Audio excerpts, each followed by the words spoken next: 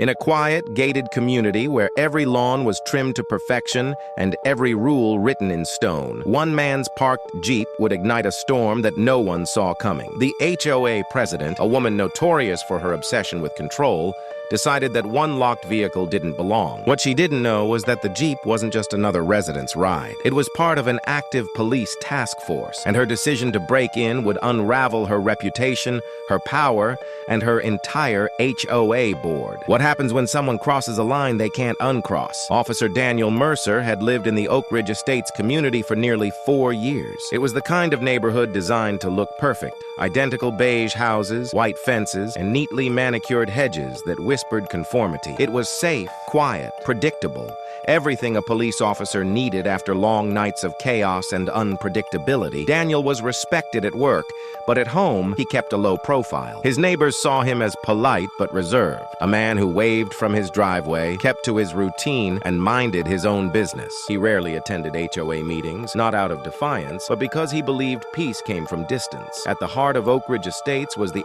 HOA president, Karen Whitmore. In her mid-50s, Karen was the kind of person who believed rules existed not just to be followed, but to be enforced, personally and often dramatically. With her pastel sweaters, pearl earrings, and clipboard permanently tucked under her arm, she was both admired and feared. Some called her organized, others called her a tyrant. Karen had taken it upon herself to ensure Oak Ridge never declined. She measured lawns with a ruler, issued warnings for trash cans visible from the street, and even kept a digital log of residents' vehicles. Her belief was simple. Control meant order, and order meant value. Daniel's Jeep was his pride. A sturdy black 4x4 with tinted windows, a government tag, and subtle modifications that most people would overlook. It wasn't flashy, but it stood out enough to bother someone like Karen. It was usually parked in Daniel's driveway, locked and covered when he wasn't using it. To Karen, however, it was an eyesore. She had warned him once before about non-compliant vehicle coverings, citing an obscure clause in the HOA guidelines. Daniel thanked her and kept the cover anyway. At first, Karen's irritation was silent. She'd make notes during her evening walks, tapping her pen against her clipboard as she passed his home. The Jeep sat there, clean but defiant, its black shape a reminder that not everyone bowed to her interpretation of the rules.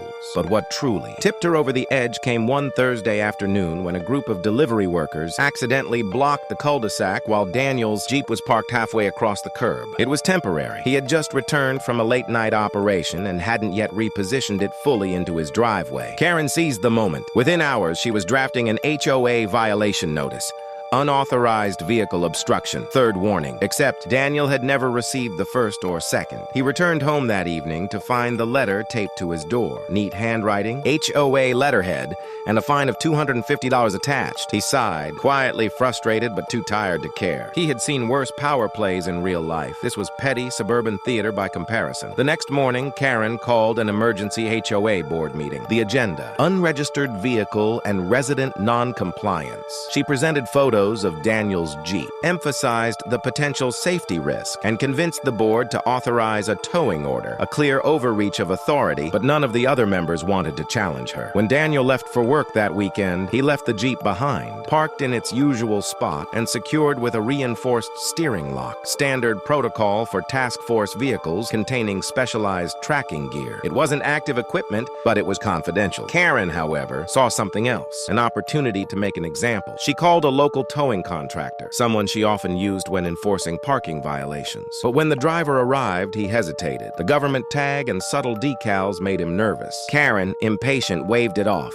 "It's just a resident pretending to be official. Cut the lock." The driver refused. She rolled her eyes, pulled out her own bolt cutters, and in broad daylight, under the gaze of curious neighbors, snapped the steering lock herself. What she didn't realize was that the Jeep was equipped with a motion-triggered recording device and GPS alert. Within minutes, Daniel's phone buzzed, a silent alert. Unauthorized access detected. He froze, and in that instant, everything changed for both of them. Notification pulsed on Daniel Mercer's phone as he sat at his desk, reviewing case reports from the night before. A blinking red dot on the tracking app marked his driveway at Oak Ridge Estates. Movement detected, lock breached, ignition tampered. At first, he thought it was an error. The neighborhood was supposed to be safe, the kind of place where crime meant a misplaced recycling bin. But when the second alert came through, unauthorized entry confirmed, he pushed back his chair, heart pounding, and stood. Years on the force had taught him to stay calm under pressure, But this was different. This wasn't a suspect. This was home. He called the local precinct,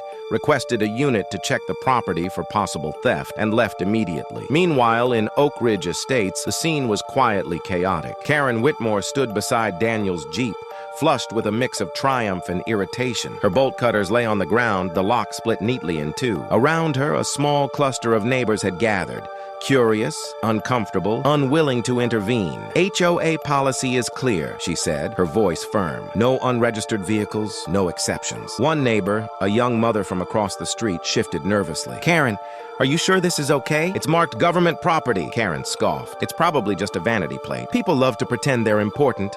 She gestured toward the towing truck she'd called, a second driver this time after the first refused. Let's get it out of here. The driver hesitated. He was new to the area and had never seen a community quite so polished, or an HOA president quite so intense. Still, a job was a job. He began hooking up the Jeep as Karen supervised, hands on her hips, her satisfaction visible in every rigid movement. But before he could finish, the wail of a police siren cut through the suburban calm. Daniel's unmarked cruiser rolled into the cul-de-sac, lights flashing. The Jeep's alarm had sent a silent ping to local authorities, and protocol required a check-in. Neighbors scattered back toward their lawns as Daniel stepped out, calm, deliberate, and unreadable. Karen froze, clipboard clutched tightly against her chest. Is there a problem here? Daniel asked, his tone neutral but firm. Karen recovered quickly, adjusting her posture. Yes, this vehicle violates HOA guidelines. It's being towed for non-compliance. Daniel's eyes moved from the cut lock on the ground to the bolt cutters beside her. He took a slow breath. You cut this. Karen lifted her chin. The association authorized it. Daniel nodded once, opened the driver's side door, and retrieved his ID badge. He didn't raise his voice or change his tone. He simply held it out, the emblem of the local task force catching the afternoon light. Ma'am, he said evenly, this Jeep is an active task force vehicle under state jurisdiction. You've just tampered with government property. The silence that followed was almost tangible. The towing driver backed away immediately, muttering an apology. The neighbors, who had been watching from behind hedges and mailboxes, exchanged wide-eyed glances. Karen's expression faltered, a crack in her perfect composure. I didn't know, she stammered. You should have told the HOA. How was I supposed to? Daniel cut her off gently. The HOA doesn't have authority over federal or state assets, and you didn't ask. He didn't threaten or posture. He didn't need to. The situation spoke for itself. When the responding patrol car arrived minutes later,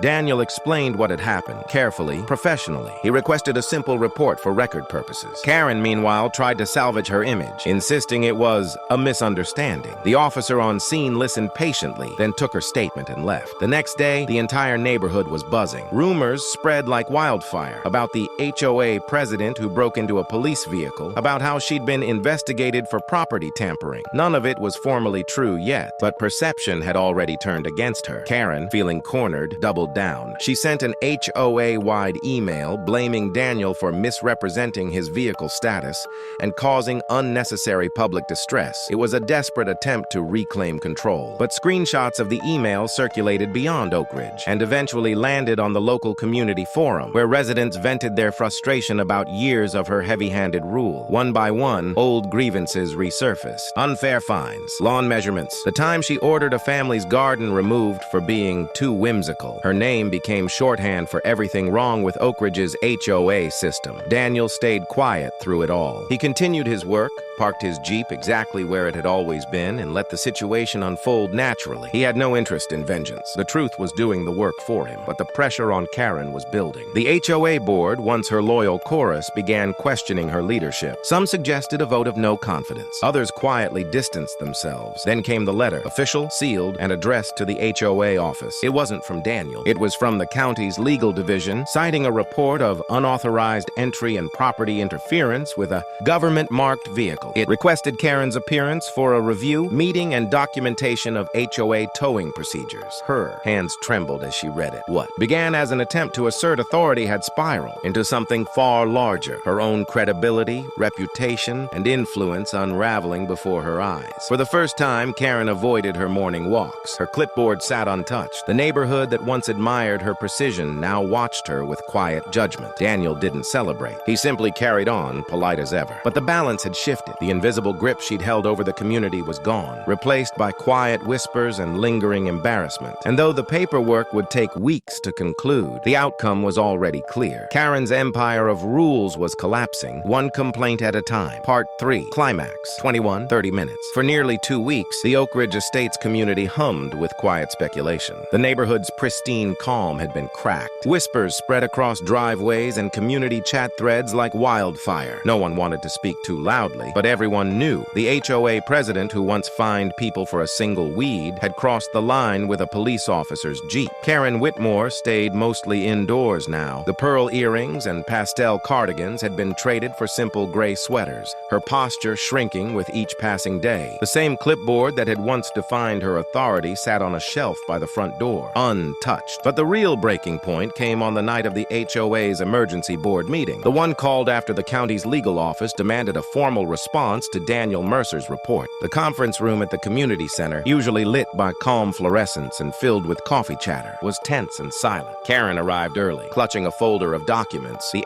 HOA bylaws, towing policies, and incident logs, her attempt to appear composed. The rest of the board filtered in, avoiding her gaze. For years, she had controlled the room. Now she could feel it slipping away like sand through her fingers. When Daniel entered, the air changed. He wasn't in uniform, just a plain shirt and jeans, the image of a neighbor rather than an officer, but the quiet authority in his presence was unmistakable. He greeted the others politely, then took a seat in the back row reserved for non-board residents. The meeting began stiffly. Karen opened with a statement, her voice a practiced blend of apology and self-justification. The events involving Mr. Mercer's vehicle were an unfortunate misunderstanding, she began, hands clasped. As president, I was enforcing regulations that apply to all residents equally. A murmur rippled through the room. One board member cleared his throat. But you authorized a private action on marked government property without confirmation. That's not enforcement, that's liability. Karen's composure faltered. I acted in good faith. Another voice interrupted, sharper this time. Good faith doesn't involve bolt cutters, Karen. For the first time in years, she had no answer. Daniel stood slowly. If I may, he said, his tone calm but deliberate. This isn't about punishment, it's about trust. Everyone in this room relies on the HOA to act within its limits. What happened wasn't just a breach of my property, it was a breach of that trust. The words landed harder than any accusation could have. A few residents nodded. Someone whispered, "Exactly." Karen lowered her gaze. The file in her lap seemed heavier now, the pages of bylaws that once gave her confidence turning meaningless in her hands. The county liaison, who'd been invited to observe, cleared his throat and read from a short statement. The investigation had found procedural overreach, negligence, and failure to respect personal property rights. No criminal charges, but a recommendation that the HOA conduct a leadership review and compensate Daniel for the damage caused. It was official. The board chair turned to Karen. Given the findings, and in the interest of restoring community confidence, we're recommending a leadership change effective immediately. A long silence. Then one by one, hands raised. Every board member voted yes. Karen's world, her years of control, her pride in order and perfection, folded in on itself in that moment. She nodded faintly, gathered her folder, and left the room without a word. Outside, the evening air was cool and still. Porch lights flickered on across the cul-de-sac as she walked home, the sound of her own footsteps echoing on the sidewalk she'd once patrolled like a sentry. Back in the meeting hall, Daniel stayed behind as neighbors approached to thank him, not for his badge, but for his restraint. He'd handled the ordeal without anger or spectacle. Justice had unfolded not through confrontation, but through calm persistence and transparency. He smiled faintly. Sometimes the quiet way works best. The following morning, the neighborhood felt different. The tension that had hung over Oak Ridge Estates began to lift. The chatter at mailboxes turned friendly again. And for the first time, residents started talking about revising the HOA's policies. Clearer communication, fair warnings, accountability for board actions. The Jeep sat quietly in Daniel's driveway, sunlight glinting off its hood, the faint outline of the replaced steering lock barely visible. It had become more than a vehicle now. It was a reminder of restraint, of integrity, and of what happens when authority forgets the boundaries it's meant to uphold. Across the street, a HOA election next week sign fluttered gently in the breeze. Karen's name was absent. The balance had shifted for good. The weeks that followed felt like a long exhale for Oak Ridge Estates. The tension that had once gripped the cul-de-sacs and trimmed hedges finally began to ease. Where there had been suspicion and whispered frustration, there was now a quiet curiosity about change, what the neighborhood could look like when power wasn't wielded like a weapon. Karen Whitmore's resignation became official 3 days after the vote. The HOA newsletter, once filled with her meticulous updates about lawn heights and paint tones, carried a brief statement, effective immediately. Mrs. Whitmore has stepped down from her role as HOA president to focus on personal matters.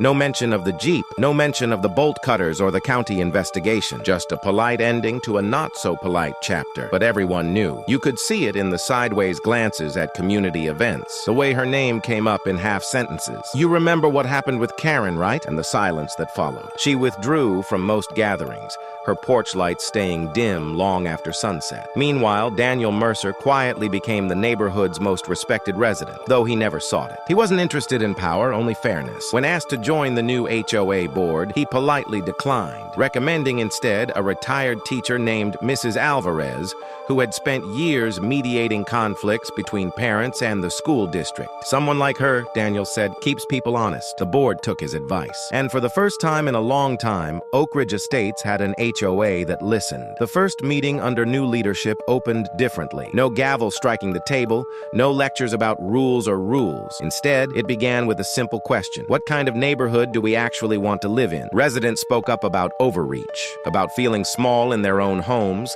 about the fear of being fined for the color of a door or the length of a guest's car stay. Daniel watched from the back of the room, hands folded, a faint smile on his face. Change was slow, but it was real. He returned home that evening and found a note tucked under his windshield wiper. Thank you for standing up.